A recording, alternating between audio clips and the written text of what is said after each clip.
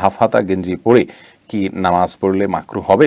সহবাস করার কোনো দিন বা সময় নির্দিষ্ট আছে কিনা, আর সহবাস করার পরে কি গোসল করতে হবে নাকি ওযু করলে হবে? পান খাওয়া ইসলামী শরিয়াতে কি বলে? সন্তান লাভের বিশেষ কোনো আমল আছে কিনা? ওযু অবস্থায় বাচ্চার মলমূত্র পরিষ্কার করলে কি ওযু ভেঙে যাবে? সালাতে তাশাহুদে আঙ্গুল নাড়ানো যাবে কিনা? নারী ও পুরুষের নামাজের নিয়ম কি একই? ওযুর সময় প্রত্যেক অঙ্গ 3 বারের বেশি ধৌত করা যাবে কি না?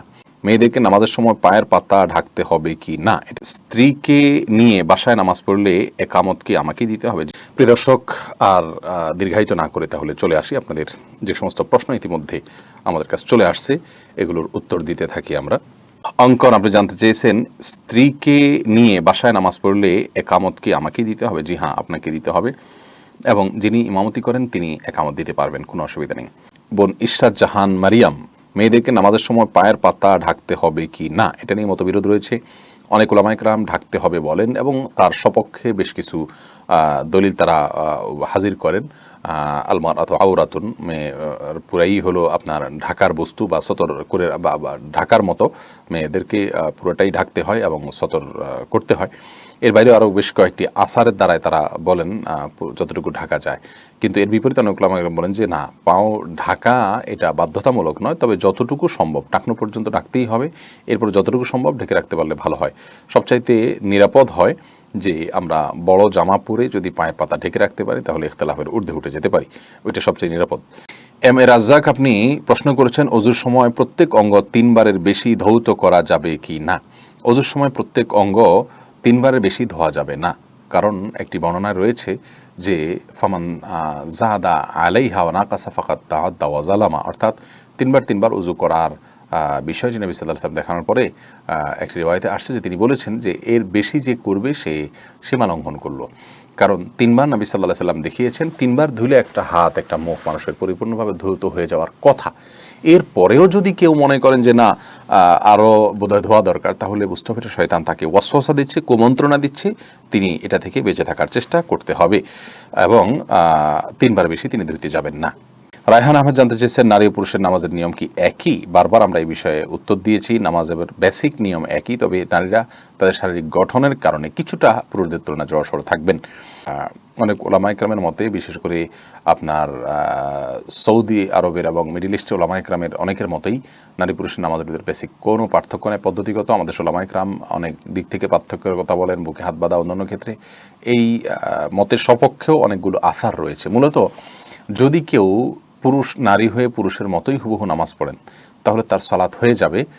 যদি তার সতরটা ঠিকমতো থাকে তাহলে সেক্ষেত্রে তার সালাত হয়ে যাবে, এ ব্যাপারে পৃথিবীর কোনো আলেমের দ্বিমত নাই। আবার যদি কেউ আপনার আমাদের দেশে ওলামায়ে কেরাম যেভাবে বলেন সেই পদ্ধতিতে, অর্থাৎ নারীরা কিছুটা জড়সড় হয়ে, এবং বিশেষ দুই একটা পার্থক্য যে আছে পুরুষদের সালাতের সাথে ওলামায়ে কেরামের বক্তব্য অনুযায়ী এবং তাদের ইস্তেহাদ অনুযায়ী, সেটার আলোকে যদি কেউ নামাজ পড়েন তাহলে সৌদি আরব ওলামাদের মতেও 100% নামাজ হয়ে যাবে। নামাজ হবে না বিষয়টা এরকম না, এটা কিনে আমরা খুব সিরিয়াস হয়ে যাই, অথচ এতটা সিরিয়াস হওয়ার বিষয় নয়। জাহিদুল হামিদ ফাইসাল, আপনি জানতে চাইছেন হাফ হাতা গেঞ্জি পরে কি নামাজ পড়লে মাকরু হবে? ভাই জাহিদুল হামিদ, আপনি যে প্রশ্ন করেছেন তার উত্তর হলো হাফ হাতা গেঞ্জি পরে নামাজ পড়লে বেসিক্যালি নামাজ মাকরু হবে না, যদি আপনি সেটাকে সম্ভ্রান্ত পোশাক হিসাবে মনে করেন এবং শেষ পোশাক পরেই আপনি গুরুত্বপূর্ণ জায়গাগুলোতে যান। সাধারণত হাফাতা পোশাক পরে বা শার্ট পরে, গেঞ্জি পরে আমরা খুব ভালো, বিশেষ করে গেঞ্জি পরে আমরা খুব ভালো কোথাও যাই না সচরাচর। আর আল্লাহ সুবহানাহু ওয়া তাআলা বলেছেন, ইয়া আইয়ুহাল্লাযীনা আমানু খুযু যিনাতাকুম ইনদা কুল্লি মাসজিদ, হে ঈমানদাররা তোমরা প্রত্যেক নামাজের সময় সুন্দর পোশাক পরিধান করো। এই যে সৌন্দর্য গ্রহণ করো অর্থাৎ পোশাক পরিধান করো, আর এখানে সৌন্দর্য শব্দ বলে আল্লাহ সুবহানাহু ওয়া তাআলা আসলে ভালো পোশাক যেন আমরা পরি, অর্থাৎ আমাদের যতটুকু সাধ্য আছে তার মধ্যে ভালো পোশাক যেন পরি সেই চেষ্টা করা উচিত। আমরা আল্লাহ সুবহানাহু ওয়া তাআলার সামনে যখন দাঁড়াচ্ছি তখন আমাদের এমন পোশাক পরা উচিত যে পোশাকটা আল্লাহ সুবহানাহু ওয়া তাআলার প্রতি আমাদের যে শ্রদ্ধা রয়েছে, আল্লাহ সুবহানাহু ওয়া তাআলার প্রতি আমাদের যে ঈমান রয়েছে সেটা যেন প্রকাশ পায়।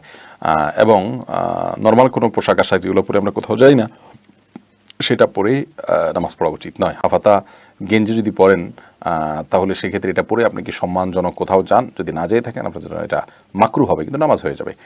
এরপরে প্রশ্ন দেখতে পাচ্ছি মোহাম্মদ ইয়াহিয়া, আপনি প্রশ্ন করেছেন সালাতে তাশাহুদে আঙ্গুল নাড়ানো যাবে কিনা। আঙ্গুল নাড়ানোর কথা অনেক বলে থাকেন, আমি নাড়ানোর বিষয়টাকে খুব বেশি বিশুদ্ধ মনে করি না। আমি মনে করি যে আঙ্গুল দিয়ে ইশারা করবেন, কারণ হাদিসের ভাষ্য, বেশিরভাগ হাদিসের ভাষ্য হলো তাশাহুদের সময় আঙ্গুল দিয়ে ইশারা করার কথা বলা হয়েছে। আর আমরা মুখে যে সাক্ষ্য দিচ্ছি তাশাহুদের মাধ্যমে আল্লাহর একত্ববাদের সাক্ষ্য দিচ্ছি, রাসূল করিম সাল্লাল্লাহু আলাইহি ওয়াসাল্লামের রিসালাতের সাক্ষ্য দিচ্ছি, মুখের সাক্ষ্যর সাথে আমাদের আঙ্গুল উঠিয়ে এটাকে শাহাদাত আঙ্গুল বলা হয়, সাক্ষী দেওয়ার জন্য আঙ্গুল উঠাতে বলা হয়েছে। তো আমরা নাড়াইতে থাকলে এটা তো সাক্ষী দেওয়া হলো না।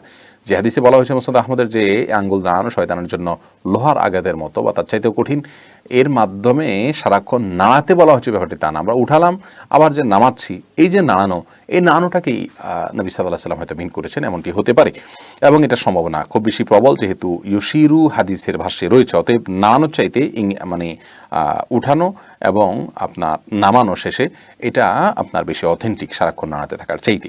রাসেল এমসি জানতে চেয়েছেন সহবাস করার কোনো দিন বা সময় নির্দিষ্ট আছে কিনা, আর সহবাস করার পরে কি গোসল করতে হবে নাকি উজু করলে হবে? যদি তখন গোসল করার সুযোগ না থাকে তাহলে উজু করে নিলেই চলবে, কিন্তু পরবর্তী নামাজের আগে আগে আপনাকে গোসল করতে হবে। আর জুমার দিন সহবাস করাকে সুন্নাহ বলেছেন ওলামা ইকরাম, বিশেষ কিছু হাদিসের কারণে। এর বাইরে আপনার যখন প্রয়োজন হবে আপনি তখনই করবেন। জাহাঙ্গীর আলম জানতে চেয়েছেন পান খাওয়া ইসলামী শরিয়াতে কি বলে? পান এর পাতা যেটা, এটাকে অনেকেই উপকারী বলেন স্বাস্থ্যের জন্য। যদি সেটা সত্যি হয়ে থাকে, আমি বিস্তারিত জানি না, তাহলে সেক্ষেত্রে পানের পাতা খাওয়াতে তো নিষিদ্ধ হবে না। কিন্তু পানের পাতার সাথে যে আমরা জর্দা খেয়ে থাকি, এই জর্দা এটা আপনার নেশার সৃষ্টি করে। যদি আমরা বেশি পরিমাণে খাই মাথা ঘোরাবে, নেশা হবে, যদি এরকম হয় তাহলে সেক্ষেত্রে সেই জর্দা খাওয়াটা নাজায়েজ হবে।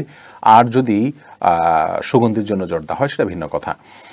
আর সুপারি এটা মানব স্বাস্থ্যের জন্য ক্ষতিকর। আল্লাহ সুবহানাহু ওয়া তাআলা বলেছেন লা তুলকু বিয়াইদিকুম ইলা তাহলুকা, তোমরা নিজেদের শরীরকে, নিজেদের জীবনকে ক্ষতির মুখে ঠেলে দিও না। যার কারণে আমরা সুপারি এটাকে প্রাণঘাতী বলা হচ্ছে এবং এ বিষয়ে বেশ ধারাবাহিকভাবে অনেকগুলো মিডিয়াতে বারবার রিপোর্ট করা হয়েছে এবং বিভিন্ন বৈজ্ঞানিক ব্যাখ্যা উপস্থাপন করা হয়েছে যে কিভাবে সুপারি মানুষের জন্য প্রাণঘাতী হতে পারে, ক্যান্সারের কারণ হতে পারে, আর অনেক সমস্যা। যার কারণে সুপারি বা আপনার জর্দা এগুলো মানবদেহের জন্য ক্ষতিকর, ভালো কোনো কিছু নয়, এগুলো বর্জন করা উচিত। কিন্তু শুধু পানের যে পাতা সেটা জায়েজ হতে পারে। তাহসিন আপনি জানতেছেন অজু অবস্থায় বাচ্চার মলমূত্র পরিষ্কার করলে কি অজু ভেঙে যাবে? না বোন, অজু ভাঙবে না। বাচ্চার মলমূত্র পরিষ্কার করলে আপনি হাতে বা শরীরে যে যে জায়গায় আপনার মলমূত্রটা লাগবে ওই জায়গাটা আপনি ধুয়ে ফেললেন, বড় জোর অবস্থাতেই আপনার অজু হয়ে যাবে। তাতে আপনি পবিত্র থাকবেন, পরিচ্ছন্ন হয়ে গেলেন, কিন্তু আপনার অজু ভঙ্গ হবে না। এমনি মিনহাজ জানতে চাইছেন সন্তান লাভের বিশেষ কোনো আমল আছে কিনা? আল্লাহ সুবহানাহু ওয়া তাআলার কাছে দোয়া করবেন। আসলে আল্লাহ সুবহানাহু ওয়া তাআলা এটা তাকদীরের বিষয়, কাউকে চাইলে সন্তান দেন, কাউকে চাইলে দেন না। আল্লাহ সুবহানাহু ওয়া তাআলা বলেছেন ইয়াহাবু লিমান ইয়াশাউ ইনাসা ওয়া ইয়াহাবু লিমান ইয়াশাউ যুকুরা আও ইউযাউযুহুম যুকরান ওয়া ইনাসা ওয়াজআলু মান ইয়াশাউ আকিমা। আল্লাহ সুবহানাহু ওয়া তাআলা যাকে ইচ্ছে তাকে মেয়ে দেন, যাকে ইচ্ছে তাকে ছেলে দেন, যাকে ইচ্ছে তাকে ছেলে মেয়ে দুইটাই দেন, আর যাকে ইচ্ছে তাকে কোনোটাই দেন না। এটা সম্পূর্ণ আল্লাহর ইচ্ছার উপর নির্ভর করে। আল্লাহ সুবহানাহু ওয়া তাআলা যদি কাউকে না দেন, আল্লাহর সন্তুষ্ট ফয়সালাকে মেনে নিতে কষ্ট হবে ঠিক, কিন্তু এটাকে মেনে নিতে পারলে আল্লাহর কাছে আজরে আজিম পাবেন। এটা ঈমানের গুরুত্বপূর্ণ একটা দিক, যে আল্লাহর ফয়সালাতে সন্তুষ্ট হয়ে যাওয়া। আল্লাহ তাআলা আমাদেরকে অনেককে অনেক দিক দিয়েছেন যেগুলো আমরা হয়তো জানি না। আমরা যে দিকটা আল্লাহ দেননি সেটাকেই শুধু আমরা দেখতে পাই, শয়তান সেটাকে আমাদের সামনে বড় করে। আর এর বাইরে সন্তান লাভের জন্য আপনাকে আমি কয়েকটা দোয়া দিতে পারি, দোয়ার সাজেস্ট করতে পারি। একটা ছিল ইব্রাহিম আলাইহিস সালামের দোয়া, আর একটা হলো জাকারিয়া আলাইহিস সালামের দোয়া, রব্বি হাবলি মিনাস সলিহিন, এটা পড়তে পারেন। এবং রব্বি হাবলি মিন লাদুনকা যুররিয়াতান তাইয়্যিবাহ ইন্নাকাস সামিউদ দুআ, এটাও পড়তে পারেন। যার অর্থ হলো আল্লাহ আপনি আমাকে আপনার পক্ষ থেকে ভালো সন্তান দান করুন, আপনি দোয়া শ্রবণকারী। এই সমস্ত দোয়ার মাধ্যমে জাকারিয়া আলাইহিস সালামকে আল্লাহ তাআলা বৃদ্ধকালে সন্তান দিয়েছেন এবং ইব্রাহিম আলাইহিস সালামকে আল্লাহ সুবহানাহু ওয়া তাআলা সন্তান দিয়েছেন। বিধায় এই দোয়াগুলো আপনি করতে পারেন।